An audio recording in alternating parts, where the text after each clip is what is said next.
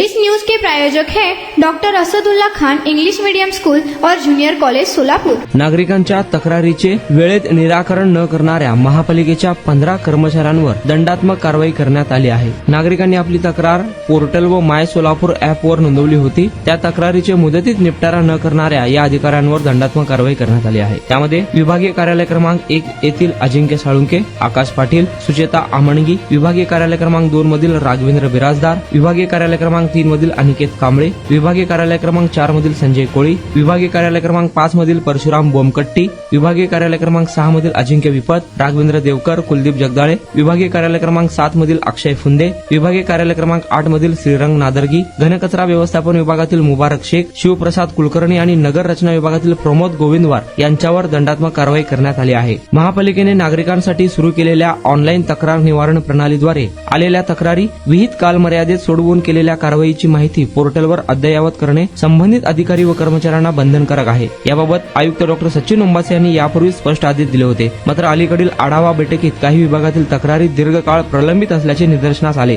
ही बाब गंभीर असल्याचे सांगत 15 अधिकारी व कर्मचाऱ्यांना दंड ठोठावण्यात आला आहे। 84 तक्रारीसाठी एकूण 8,400 रुपये इतका आर्थिक दंड आकारण्यात आला आहे।